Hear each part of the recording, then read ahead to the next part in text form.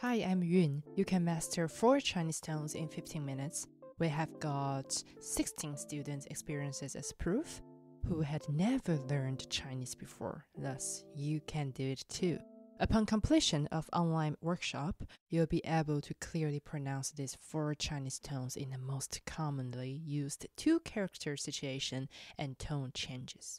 Many learners find this excruciating, but with my help, this won't be your experience. Please fill out a Google form to join the waitlist. 大家好，我想把今天这集当作第3季的第1集吧。今天这一集，我想要给台湾职场的老板，还有千禧世代，还有 Z 世代的上司，甚至是千禧世代还有 Z 世代的老师。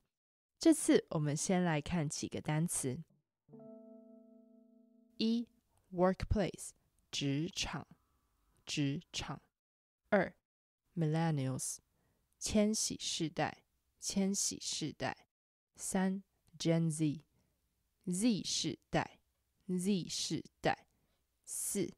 Boss 上司也可以说老板 5.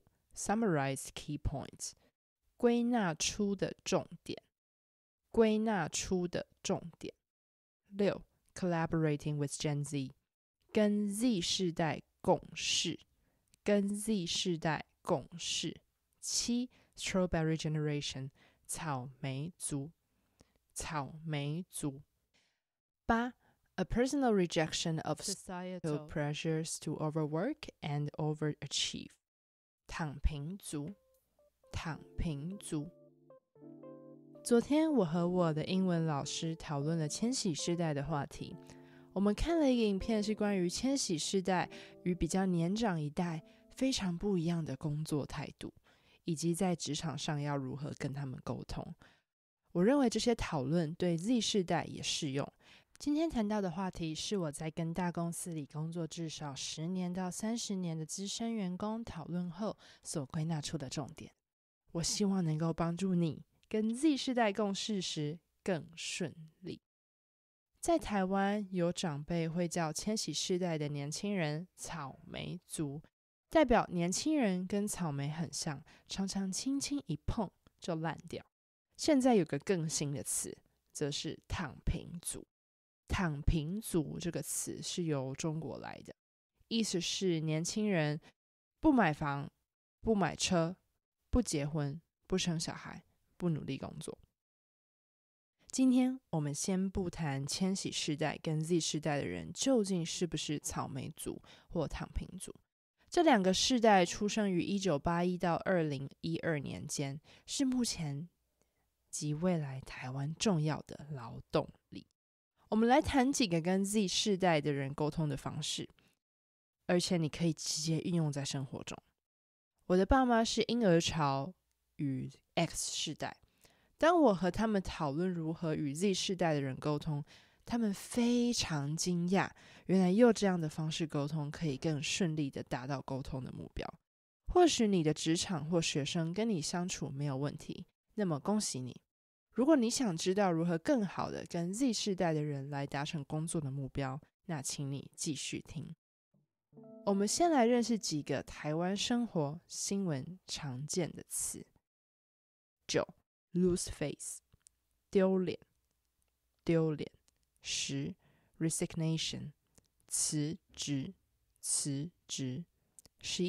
Each takes what they need 各取所需 12.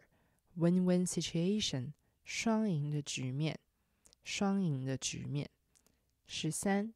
Meet the boss's standards 符合老板的标准 14. Japanese term meaning feeling or sensation often used to express various emotional states kimochi 15. Go with the trend 顺应潮流今天我们从沟通、时间观念、表达方式3个主题来谈。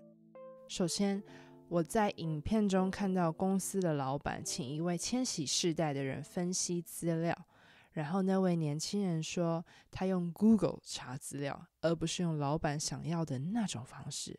老板非常生气，年轻人看到老板的反应可能觉得很丢脸，便说要辞职。首先，我们先不讨论这位年轻人的做法是否正确，我们知道的是公司跟年轻人都是各取所需，员工的离职不一定是双赢的局面，但要如何沟通才能达到你要的结果呢？如果你想要 Z 世代的人听你的意见或接受你的建议，请你用三明治沟通法。这个方式是把你的批评或建议夹在中间，不要放在一句话的开头。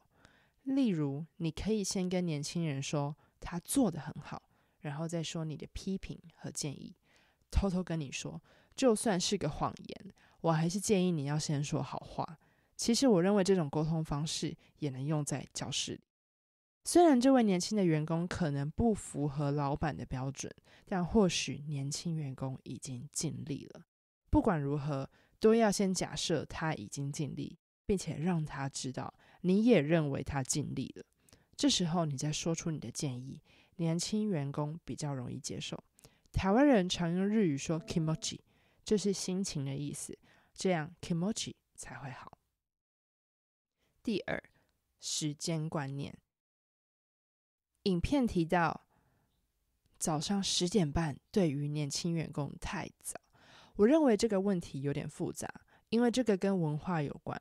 我发现年长的世代总是会对比自己年轻的世代有所抱怨，或许婴儿潮的人也曾被他们5点就起床的父母抱怨起得太晚。所以我认为一个世代的作息或看待时间的方式都是顺应潮流的。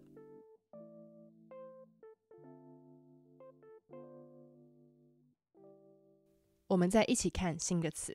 16 Brave to speak up， 勇于表达，勇于表达。17 Physiology， 生理，生理。18 Menstruation， 月经，月经。19 Psychology， 心理，心理。20 Look at something directly， 正视，正视。第三，接受 Z 世代的勇于表达。在这第3个情境中，年轻员工因为心情不好而想请假。对于老板来说，他认为这不是一个请假的理由。在台湾的大学，女生每个月有1天生理假，因为女生月经来会不舒服，就可以请生理假。现在在台湾有43所大学也有心理假，让心情不好的学生请假。在以前，我并不知道心情不好可以是请假的原因，但我发现我的同学因为心情不好不来学校，才发现这可以是一个请假的理由。